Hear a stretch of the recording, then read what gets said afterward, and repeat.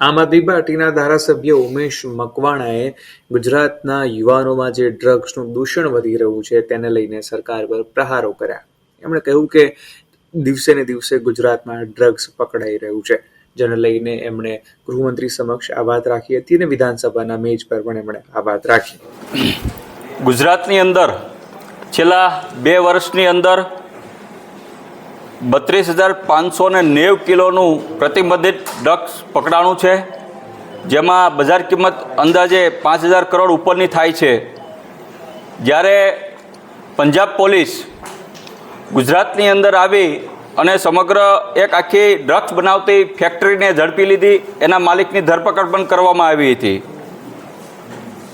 100 જેટલા પ્રતિબંધિત ડ્રગ્સ સાથે જોડાયેલા વ્યક્તિઓની ગુજરાત પોલીસ દ્વારા ધરપકડ પણ કરવામાં આવી હતી, જેમાંથી આજે 70 થી 80% લોકો બહાર ખુલ્લા ફરી રહ્યા છે.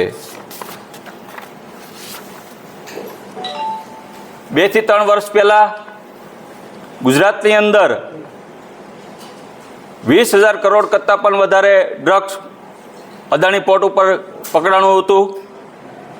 અને આજે પણ ગુજરાતની અંદર ખૂબ જ ચિંતાનો વિષય છે. પહેલાં પાકિસ્તાન દ્વારા ડ્રગ્સ ગુજરાતમાં ઠલવાતું હતું, અન્ય ત્રાસવાદી સંગઠનો દ્વારા ગુજરાતની અંદર અલગ અલગ માધ્યમોમાંથી દરિયા કિનારે ડ્રગ્સ પકડવામાં આવતું હતું, ઠલવાતું હતું. પણ આજે ગુજરાતની અંદર ખુદ ગુજરાતની ધરતી ઉપર બિનકાયદેસર કેમિકલ ફેક્ટરીઓ બનાવી અને ડ્રગ્સનું ઉત્પાદન કરવામાં આવી રહ્યું છે, જે પંજાબ પોલીસે પર્દાફાશ કર્યો છે. તે ખૂબ જ ચિંતાજનક છે. સાથોસાથ ગુજરાતમાં યુવાનોને બરબાદ કરવા માટે થઈ મહાનગરો જે છે, અમદાવાદ, બરોડા, રાજકોટ, આવા મહાનગરોની અંદર નાઇટ પાર્ટીઓ કરી અને આપણા યુવાનોને બરબાદ કરવાનું આખું ષડયંત્ર યોજવા જઈ રહ્યું છે. સાથોસાથ ગુજરાતની અંદર એક પણ દિવસ એવો નહીં હોય જ્યાં ડુપ્લિકેટ સિરપ નહીં પકડાણી હોય, ગુટકાનો જથ્થો નહીં પકડાણો હોય, દારૂનો પકડાણો હોય કે ડ્રગ્સનો પકડાણો હોય. એક પણ દિવસ ખાલી નથી જતો. આ ગુજરાતના યુવાનો માટે, ભવિષ્ય માટે ખૂબ જ ચિંતાનો વિષય બનતો જાય છે. સાથોસાથ આવા વ્હાઇટ કોલરના લોકો કોણ છે કે જે આજે પણ ફરી રહ્યા છે? કેમ એની ઉપર ગુજકો જેવી કલમ દાખલ કરવામાં નથી આવતી?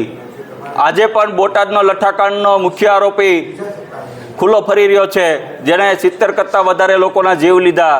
અનેક આવા વ્હાઇટ કોલરના લોકો જે છે એ ગુજરાતની અંદર ખુલ્લા ફરી રહ્યા છે અને પકડે છે માત્ર ને માત્ર નાની માછલીઓને.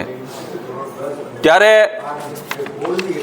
આજે પણ સરકાર દ્વારા કે સામાજિક સંસ્થાઓને સાથે રાખીને કોઈ પણ પ્રકારનો પ્રયાસ કરવામાં નથી આવી રહ્યો કે ભાઈ આવા જે વ્યસન ત્યજી દે, વ્યસન મુક્તિનું અભિયાન ગુજરાત સરકાર દ્વારા ચલાવવામાં માટે કોઈ આજની તારીખમાં પ્રયાસ કરવામાં નથી આવ્યો.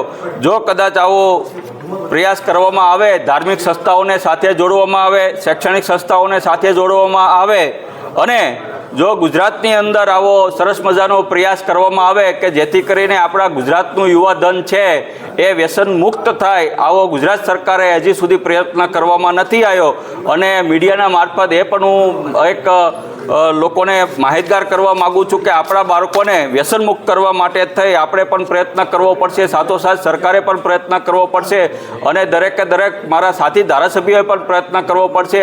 આજે મેં પણ એક નાનો એવો પ્રયાસ કર્યો છે કે મારા બોટાદ વિસ્તારની અંદર જે ગામમાં 100 યુવાનો વ્યસન મૂકી દે, ગુટકા મૂકી દે, દારૂ મૂકી દે, પાન માવા મૂકી દે, એક ગામમાં 5 લાખ રૂપિયાની મેં વિકાસની મારી ગ્રાન્ટ જાહેર કરી છે. આવો પ્રયાસ જો દરેક ધારાસભ્ય, સાંસદ સભ્ય કે રાજ્ય સરકાર જો કરવામાં આવે તો ચોક્કસપણે ગુજરાતમાં ઓછું વ્યસન થઈ શકે એમ છે.